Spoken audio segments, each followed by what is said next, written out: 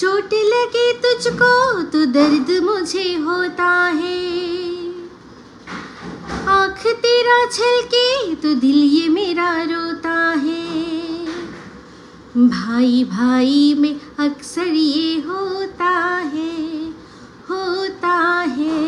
ये होता है। भाई भाई में अक्सर ये होता है, ये होता है। वेलकम टू टक झाल मिष्टी विद इप्सिता। আমি ইপসিতা, এখানে নোগানাগালি নো কিস্তি অনলি মস্তি। তো আজকে ভিডিওর শুরুতে ইন্ট্রোডাকশনে যে গানটা গাইলাম সেই গানটার মধ্যে যে ফিলিংসটার কথা বলা হচ্ছে ভাই ভাইয়ের প্রতি, যে একজনের চোট লাগলে আরেকজনের কষ্ট হয়, একজনকে কাঁদতে দেখলে আরেকজন কাঁদে, এইগুলো ভাই ভাইয়ের মধ্যে এখন আর হয় কি খুব কম। ওই যদি আইডেন্টিক্যাল টুইন্স হয় তাহলেই হয়তো হবে, তাছাড়া এখন আর ভাই ভাইয়ের মধ্যে এতটাও ভালোবাসা দেখা যায় না। হ্যাঁ, ঠিক সেই রকমই কিন্তু এখন এই জিনিসটা মাদেরও সন্তানের প্রতি অতটাও দেখা যায় না। মানে ক্ষেত্র বিশেষে দেখা যায় যে একজনের প্রতি ভালোবাসায় তার কষ্ট হচ্ছে, তাই জন্য আমার কষ্ট হলো মায়ের।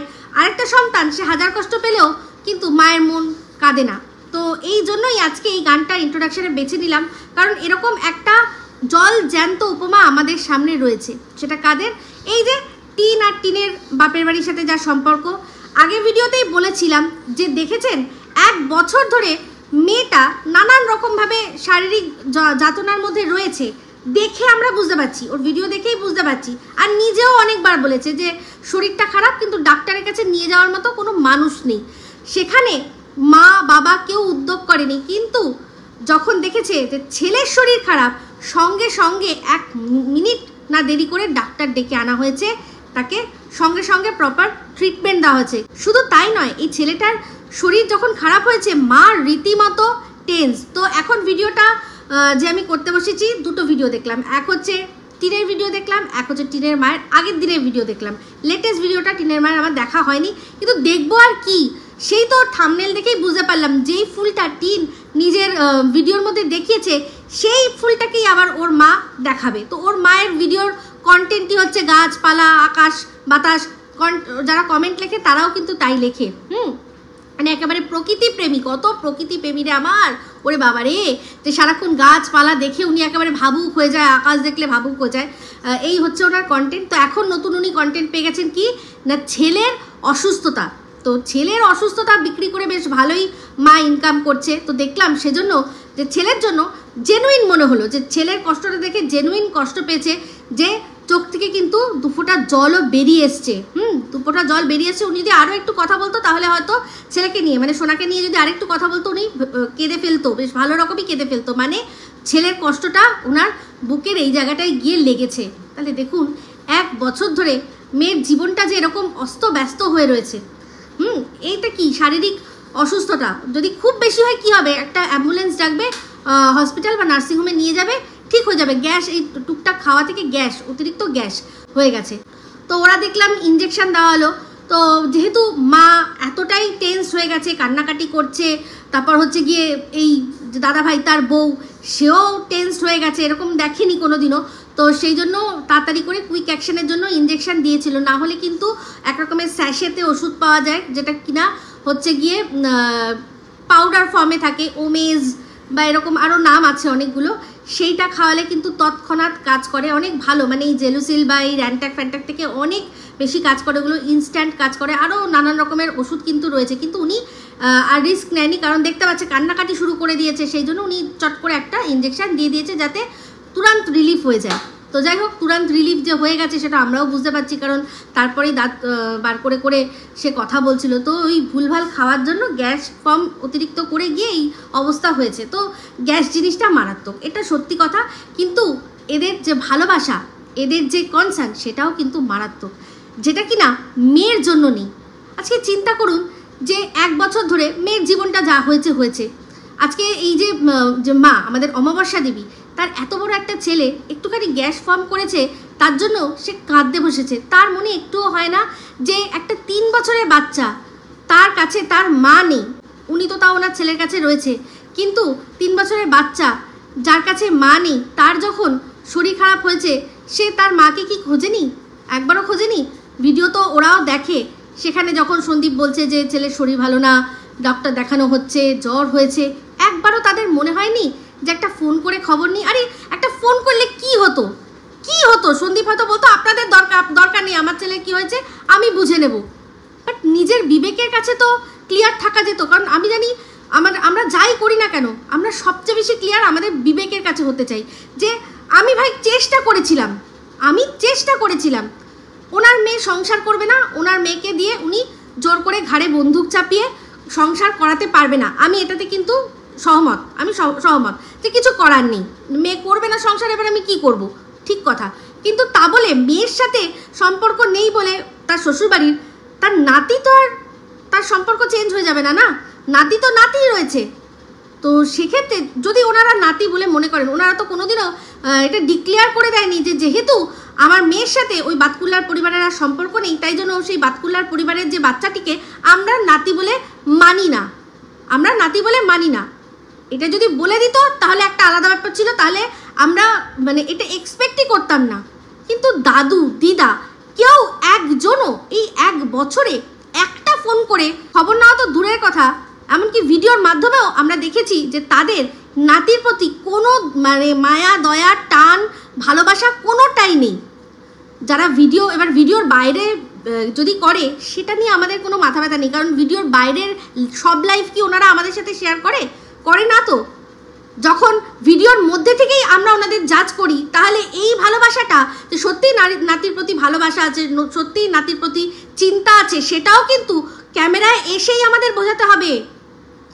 ওটা লুকিয়ে রাখার কোনো জিনিস নয়। তো অ্যাকচুয়ালি বডি ল্যাঙ্গুয়েজ দেখে, তাদের চলন বলন দেখে একটা তো আইডিয়া আমরা করতে পারি, তাতে বুঝতে পারি যে আদৌ ওনাদের কোনো যাই আসে না। এমনকি এই যে বাচ্চাটাকে না নেওয়ার পেছনেও আমি তো বলবো যে সম্পূর্ণ এই টিনের মায়ের মানে অমাবস্যা দেবী তারই এটা বুদ্ধি যে তুই এখন নিস না বাচ্চা, তুই আগে ঠিক কর কি করবি। কারণ উনিও জানে যে ওনার মেয়ে বা যখন বাপের বাড়িতে আসবে, এসে বাচ্চাটাকে ঘরের মধ্যে রেখে দিয়ে ট্যাং করে বান্ধবীর সাথে বা বান্ধবীকে না নিয়ে সে ঘুরতে থাকবে, যেটা কিনা কিছু মাস আগেও সে করে তারপর কিন্তু শ্বশুরবাড়িতে ফিরেছে। তো সেই জন্য সেই একটা পূর্ব অভিজ্ঞতা, তিক্ত অভিজ্ঞতা তার আছে। তো অমাবস্যা দেবীকে তো আমরা দেখে সবাই বুঝতে পারি যে উনি দিদিমা বাই ডিফল্ট হয়ে গেছেন, কিন্তু উনি মনে প্রাণে এখনও দিদিমা ফিল করার মতো এখনও ওনার সেই মেন্টালিটিটা আসেনি। আমি বলছি না যে খুব অন্যায় না, আমার তো বক্তব্য এটাই ছিল যে উনি না হয় অল্প বয়সে বিয়ে করেছেন, ভালো কথা। তো উনি যখন জানেন যে অল্প বয়সে বিয়ে করলে কি হয়, তাহলে কি এমন মজবুরি ছিল যে মেয়েকে কোনো মতে 18 বছর আদৌ হয়েছিল কি? আমার মনে হয়েছিল 18 বছর হতে না হতেই জাস্ট বিয়ে দিয়ে দেওয়ার মানেটা কি ছিল, কি কারণ ছিল? আমাদের মধ্যে অনেকেই আছে যারা কিনা আর্লি বিয়ে করে নিয়েছি, তারা কিন্তু সবাই আমরা একটা জিনিস রিয়েলাইজ করেছি যে একটু ম্যাচিওর্ড হয়ে বিয়ে করলে অনেক বেশি ভালো হয় সব দিক দিয়ে, যে একেবারে একটু ওয়েল সেটেল হয়ে নিয়ে তারপর বিয়ে করলে সেটা অনেক ভালো হয়। কারণ অল্প বয়সে বিয়ে করে সংসারের দায়িত্ব নিয়ে নিলে তারপর একটা বয়সের পর মনে হয় যে না, এই কাজটা আমার আধুরা রয়ে গেল, আমি যদি আরও একটু সময় পেতাম তাহলে একটা চাকরি বা কিছু একটা যদি জুটাতাম। যখনই বরের কাছে হাত পাততে হয় তখনই কিন্তু এই কথাটা মাথায় আসে না। আমি জানি যারা আর কি আর্লি বিয়ে করেছেন তাদের মধ্যে কেউ আমি জানি আমার সাথে এটা একমত না হয়ে থাকতে পারবেন না, যে যতবার বরের কাছে হাত পাততে হয়েছে ততবারই মনে হয়েছে যে সবারই স্বামী তাদের ওয়াইফদের ভালোবেসে টাকা হাতে তুলে দেন, কিন্তু তাও কোথাও না কোথাও একটা মনে হয় না যে আমি হাত পাতবো কেন, যদি আমি কিছু দিতে পারতাম। আমি জানি আমার সাথে আপনারা সহমত পোষণ করবেন। তো চিন্তা করে দেখুন, ওর মা যে বয়সে বিয়ে হয়েছিল সেই বয়সে উনি পড়াশোনা কমপ্লিট করতে পারেননি, তাহলে ওনার তো এইটা মোটো হওয়া দরকার ছিল যে আমি যাই হোক আমার মেয়েকে অ্যাটলিস্ট যেটা আর কি এখন বেসিক যে গ্র্যাজুয়েশনটা, উচ্চ মাধ্যমিক শুনেছি ও পাশ করেছে, তো গ্র্যাজুয়েশনটা আমি করিয়ে তারপর বিয়ে দেবো। মেয়ের প্রতি সেই আস্থাটা রাখতে পারেনি। আর সে সময় তার নিজেরও শুনেছি যে এই যে আর্লি বিয়ে করে নিয়েছে, কয়েক বছর বিয়ের পর দুটো বাচ্চা হওয়ার পর যে মোহভঙ্গটা হয় সেই সময়টা তারও এসে গেছিলো। তো তখন তারও মনে হচ্ছিলো যে যত তাড়াতাড়ি যদি হাত পা ছাড়া হতে পারি তাহলে আমি আমার মতো ঘুরবো বেড়াবো, ছেলে মেয়ে বড় হয়ে গেছে। তো মেয়ের যখন বিয়ে দেওয়ার বয়স হয়ে গেছে তাহলে ছেলে তার চেয়েও বড়, তো সেই ছেলেকে নিশ্চয়ই আর তার প্রতি অতটাও যে কেয়ার নেওয়ার জন্য সংসারে সবসময় উপস্থিত থাকতে হবে সেরকমও কোনো বিষয় নয়। তো আশা করি আমি কি বলতে চাইছি আপনারা বুঝতে পারছেন। তো সেখানে মা তখন বা মেয়েকে কোনো মতে বিয়ে দিতে পারলে বাঁচে, এরকম একটা অবস্থা। তো যাই হোক, সেই বুঝতে পারছি যে মেয়েকে বরাবরই এরা বোঝা বলে মনে করেছে, এরা মেয়েকে বরাবরই বোঝা বলে মনে করেছে, সবসময় চেয়েছে বোঝাটা নামুক, সে নামিয়েছে, ভালো কথা। তো তারপর এই যে এখন যখন আবারও মেয়ে আসলো, একবারও চিন্তা হলো না যে তার তো একটা বাচ্চা আছে, তাই না? নিজের ছেলের একটু শরীর খারাপ দেখে যে মায়ের চোখে জল বেরিয়ে এসছে, তার মনে হচ্ছে না যে আরও একটা ছোট বাচ্চা, তার মাকে আমরা যদি চাইতাম তাহলে কিন্তু বুঝিয়ে বাজিয়ে ঠিক পাঠিয়ে দিতে পারতাম। একটা সময় কিন্তু সেই রাস্তাটা ছিল, একটা সময় অবধি সেই রাস্তাটা ছিল, যদি তারা মেয়েকে শক্ত হাতে বলতো যে না, যা হয়েছে হয়েছে। যখন ফোন করেছে, বর ফোন করেছে, যেমন তোকে বলেছে কিছু দুটো কথা, তেমনি নিজে আবার ছোট হয়ে ক্ষমা চেয়ে নিয়েছে, অন ক্যামেরা ক্ষমা চেয়ে নিয়েছে, আর বলেছে যে আসো সংসার আবার জুড়বে, তাহলে যা জুড়ে নে, তোর ছেলেটার কথা ভেবে অন্তত জুড়ে নে। আর তারপর যখন এসে গেছিল, বেশ কিছুদিনের মধ্যেই কিন্তু বুঝতে পেরেছিল যে যার হাত ধরে বাড়ির থেকে বেরিয়ে এসছে সে কিন্তু রীতিমতো একজন প্রতারক, একেবারেই প্রতারক। কারণ তার যা বলেছে, ওর সম্পর্কে যা যা তথ্য দিয়েছে, তার মধ্যে অনেক কিছুই তো মিথ্যে, যেমন কিনা এই যে চোর, তো কবিতা চোর, তারপর আরও অনেক কিছু চোর আমরা শুনেছি, যার প্রমাণ সহ দেখা গেছে। কবিতা চোর সেটা তো আমি প্রমাণ দিয়ে দিয়েছি, বাদ বাকি সব চোরেরই যা যা চুরি করেছে সব কিছুরই প্রমাণ কিন্তু রয়েছে। চলে আসি এবার টিনের ভিডিওর মধ্যে। তো টিনের আগের দিনের ভিডিওতেই দেখা গেছে আমরা যে ও ব্লাড টেস্ট করেছে, আর এই ব্লাড টেস্টটা জাস্ট একটা আই ওয়াশ। কেন বলুন তো? যেহেতু 1 বছর ধরে ওকে ডাক্তার দেখানোর কথা বলা হচ্ছে, ব্লাড টেস্ট করার কথা বলা হচ্ছে, এদিকে দাদা ভাইয়ের জন্য বাড়িতে ডাক্তার আসবে, একটু শরীর খারাপ একদিন হয়েছে ডাক্তার এসে যাবে, আর মেয়ের কোনো পরোয়া করছে না, সেই জন্য জাস্ট একটা রুটিন কয়েকটা জিনিস ও চেক আপ করেছে, তাও কি নিজে নিজে ডাক্তারি করে। যেটা জানি যে কোনো রকমের টেস্ট, কোনো মেডিকেল টেস্ট, তার মধ্যে ব্লাড বলুন বা আরও অন্যান্য যাই হোক না কেন, ডাক্তার আমাদের রেকমেন্ড করে আমাদেরকে। আমরা যখন ডাক্তারের কাছে যাই, দেখাই, আমাদের প্রবলেম বলি, তারপর সে বলে যে কোনটা করলে উনি বুঝতে পারবেন যে আমাদের এই প্রবলেমটা কেন হচ্ছে। সেটা ইউএসজি করতে হতে পারে, ব্লাড টেস্ট তো এমনি রুটিন চেক আপ করেই নেয় সব ডাক্তার আজকাল। আর তাছাড়া আরও যদি অন্য কোনো জটিল কোনো রকম কোনো টেস্ট হয়, সেগুলো ডাক্তার রেকমেন্ড করে। এই যে একটা টেস্ট ও যেগুলো করলো, তার মধ্যে কি করেছে, ও করেছে সুগারটা দেখেছে। সুগার কিন্তু 2 রকম টেস্ট হয়, এক হচ্ছে খেয়ে, এক হচ্ছে না খেয়ে। আগে না খেয়ে এটা করে নেয়, 12 ঘন্টা আগে কিছু খেতে হয়, তারপর 12 ঘন্টা পর রক্ত নেয়। যেমন কিনা আমরা জানি রাত্রিবেলা লাস্ট ধরুন রাত 9টায় খেয়ে নিলাম, এবার সকাল 9টায় আমার এসে ব্লাড নেবে, সেটা খালি পেটে। তারপর কি করতে হবে, তারপর খাওয়া দাওয়া করতে হবে, খেয়ে 2 ঘন্টা পর আবার একবার ব্লাড দিতে হবে, তাহলে আমরা বুঝতে পারবো যে আমাদের সুগারের পুরো কন্ডিশনটা কি। কিন্তু এক্ষেত্রে তা হয়নি, জাস্ট একবারই নিয়েছে, কারণ এটা ওদের মন গড়া একটা করছে ওরা। এখন অনেক জায়গায় আছে খুব সুলভ মূল্যে, আমার মনে হয় ওর সেটাই করেছে, সুলভ মূল্যে ধরুন 1000 টাকায় হয়তো। আপনারা কতজন জানেন আমি জানি না, কিন্তু ফেসবুক ইনস্টাগ্রাম ঘাটলেই দেখবেন এখন অ্যাড দিচ্ছে যে খুব সামান্য মূল্যে আপনারা আপনাদের চেক আপ করে নিন, ব্লাড টেস্ট করিয়ে নিন।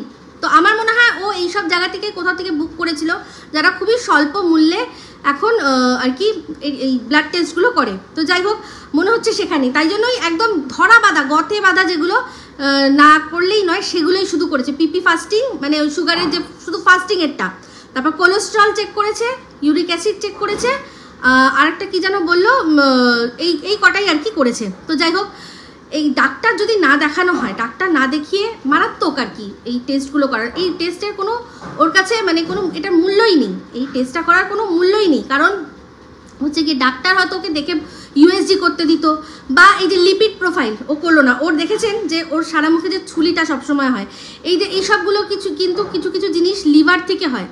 তো লিভারটাও চেক করাতে পারলো না, লিভার ফাংশন যেটা করার দরকার সেটা করলো না, এরকম অনেক কিছু রয়েছে যেগুলো করেনি। এটা জাস্ট একটা আইওয়াস ডাক্তার আসবে বাড়িতে দাদা ভাইয়ের জন্য, সেখানে আমার এখনো কিছু হচ্ছে না, সেই জন্য একটা করা, যে বাড়িতে ছেলের জন্যও এসছে, মেয়ের জন্যও এসছে। তো মেয়ের এটা কি কিছুই না, জাস্ট এটা একটা আইওয়াস, তাই জন্যই করেছে। তো ও দেখেই বুঝে গেল যে সব নর্মাল, মানে ব্যাপারটা হচ্ছে কি, যে লেখা থাকে তো যখন আজকাল রিপোর্ট আসে কীরকম আসে যে আপনার কতটা পেয়েছেন, যেমন কিনা আমাদের মার্কশিটে থাকে যে কততে পরীক্ষা হয়েছে, আপনি কত পেয়েছেন, হায়েস্ট কত উঠেছে, ঠিক আছে, এরকম যেরকম থাকে এখন সেরকমই থাকে আর কি, যে কতটা হওয়া উচিত, কতটা নর্মাল আর আপনার কতটা আছে, ঠিক আছে, সেই দেখে ও আর কি ওটাকে ট্যালি করে বুঝেছে যে সমস্ত কিছু নর্মাল আছে। তো যাই হোক, নর্মাল অবশ্যই আছে তো ঠিকই, কিন্তু তার মধ্যেও সামথিং ফিশি। তো সেটা কি, আজকে ভিডিও দেখে বললো যে বাবা শরীর, তো আজকে ভিডিওতে বললো যে শরীর খুব এত খারাপ, শরীর এত খারাপ যে ও পারছেই না, ও পারছে না, মানে মাথা তুলতেই পারছে না। তো যাই হোক, কারুর না কারুর থ্রু দিয়ে খবর বা ফটো ঠিকই চলে আসবে। যেমন কিনা একজন লিখেছে যে শরীর তোমার খারাপ, তাহলে তুমি ফোকলার সাথে বুলেট পুজো দিতে কি করতে গেছিলে? গেছিলে কি করে? এই যে কবে যেন 16 তারিখ, 16ই সেপ্টেম্বর ছিল বিশ্বকর্মা পুজো।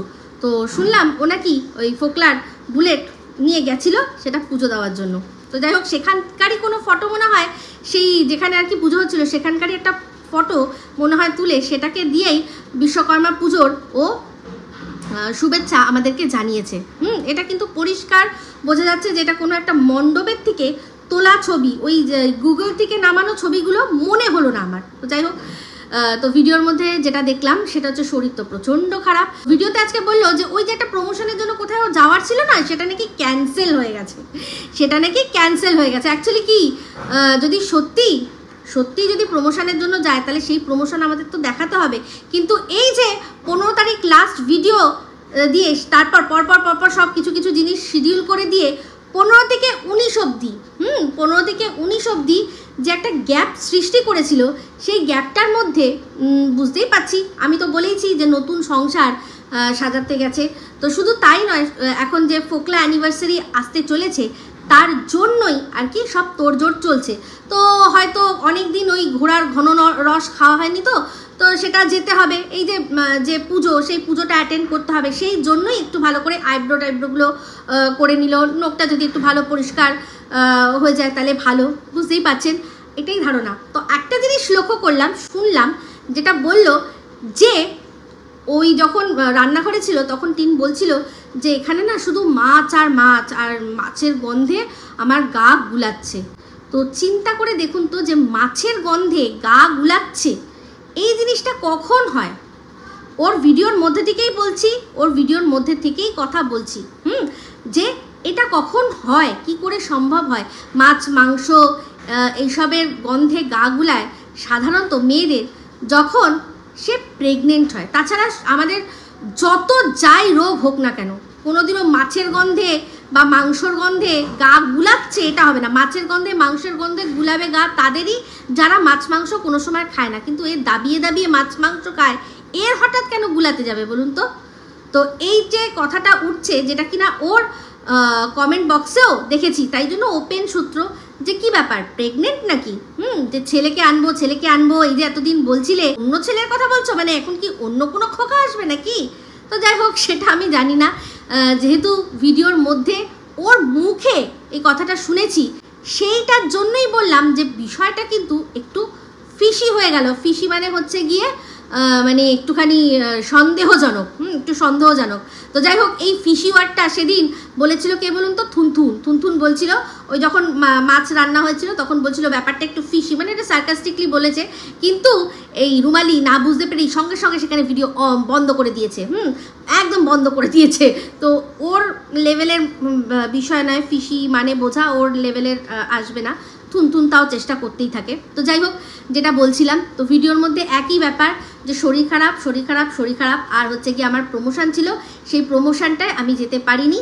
তো আজকে সারাক্ষণই শুয়ে বোঝানোর চেষ্টা করলো যে ওর শরীর কত খারাপ। সত্যি কথা বলবো, ওকে দেখে একবারও অসুস্থ মনে হচ্ছিল না, মনে হচ্ছিল যে কোথা থেকে এসেছে, মানে খুব বেশি পরিমাণে ঘুমিয়েছে। যেমন কিনা বিশেষ করে তো ডুগুডুগু করে, খুব মানে যখন প্রচুর ঘুমিয়ে তারপর মানুষ ওঠে, তখন একটুখানি ওই থাকে না, হ্যাংওভার, তেরি বাতোं का हैंगओवर, तेरी यादों का, তো ওরকম হ্যাংওভার লাগছিল। আর এই মানে মাছের গন্ধে তাতে বুঝতে পারলাম যে মনে হচ্ছে যা কমেন্টে লেখা হচ্ছে তার মধ্যে কিছু তো আছে, কুছ তো হ্যাঁ, দয়া পাতা করো, কুছ তো গড়বড় হ্যাঁ। তো যাই হোক, এই গড়বড়টা এমন একটা গড়বড়, যদি রেখে দেয় তাহলে তো লুকিয়ে রাখতে পারবে না। আর যদি জানেন যেটা হয় আর কি, হ্যাঁ সেটা যদি করে দেয় খালাস, তাহলে আর কিছু বলার নেই, তাহলে কিছু বলার নেই। তো যাই হোক, এটা আমার বক্তব্য না, যারা কমেন্ট করেছে তার সাথে তিনেরই কথা শুনে আমি এটা বললাম যে যারা বলছে তারা ভুল কিছু বলছে না। সত্যি কথা বলতে মাছের গন্ধে গা গুলাবে শুধুমাত্র যদি প্রেগনেন্সি আসে তবেই, না হলে পৃথিবীতে মানে আমাদের মেয়েদের শরীরে এমন কোনো রোগ এসে বাসা বাঁধতে পারবে না যাতে কিনা আমাদের মাছ মাংস এসবে গন্ধে কষ্ট হবে শরীরে, ঠিক আছে, গা গুলাবে।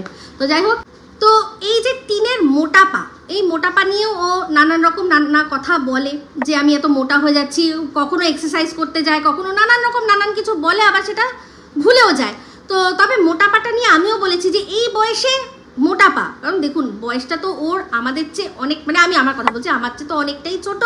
তো সেক্ষেত্রে এই বয়সে এই যদি অবস্থা হয় তাহলে জীবন তো পড়ে রয়েছে, জীবন পড়ে রয়েছে। মানে মোটাপা হলে কি হয়, মোটাপা শুধু এমনি আসে না, মোটাপার সাথে আসে কি রোগ, বিভিন্ন রকমের মানে মারাত্মক মারাত্মক রোগ এই মোটাপা জনিত কারণে আসে। তো সেক্ষেত্রে আমি কিন্তু এর আগেও একটা কথা বলেছিলাম যে ওর যখন এই চেহারাটা দেখে মনে হয় যে ও কি কোনো রকম কোনো পিলস খায়, হ্যাঁ কোনো কি পিলস খায়। তো একটা জিনিস চিন্তা করে দেখুন, এই যে আমরা বলছি যে গা বমি দিচ্ছে, যদি সত্যি পিলস খেয়ে মোটা হয়, ওই যে ধরুন মানে গর্ভনিরোধক বড়ি, যেটা ওর কমেন্ট বক্সেও আছে সেই জন্যই বলছি, যদি গর্ভনিরোধক বড়ি খেয়ে মোটা হয় তাহলে তো আর এই গা গুলানোর ব্যাপারটা আসবে না। তো জিনিস পরস্পর বিরোধী হয়ে যাচ্ছে না। তো আমার মন বলছে যে এই যে ওর মোটাপার কারণটা সেটা ডুগুডুগু, অবশ্যই ওই জিনিসটা নয়। কারণ আমরা শুনেছিলাম যে পুষ্করিণীর মধ্যে কি ভেসেছিল, কি প্রচুর ভেসে ভেসে ছিল। তো সেক্ষেত্রে ও ওটা পিল খাবে, আবার আরেকজন বেলুন ফুলাবে, তারপর এদিকে ও নিজে ফুলে যাচ্ছে, এই সমস্ত পরস্পর বিরোধী কথা। তো আমার মন বলছে যে এই ডুগুডুগুটার জন্যই ওর ফোলা ভাবটা এসছে। আর যে গা গুলাচ্ছে সেটাও নিজেই বলেছে। তো সেক্ষেত্রে কিন্তু মাছ দেখে গা গুলানোটা কিন্তু কিসের সিমটম আমরা ভালো করে জানি। তো এই হচ্ছে ব্যাপার। যাই হোক, দেখা যাবে, সময় সব কিছু বলে দেবে। যাই হোক, এই ভিডিওটা এখন এই অবধি রাখছি। যদি ভালো লাগে তাহলে অবশ্যই লাইক শেয়ার কমেন্ট করতে ভুলবেন না। যারা চ্যানেলটা সাবস্ক্রাইব করেননি তারা সাবস্ক্রাইব করে নেবেন। সবাই ভালো থাকবেন, সুস্থ থাকবেন। আবার আছি খুব শীঘ্র নতুন ভিডিও নিয়ে। তো me Ipsita signing off, love you all.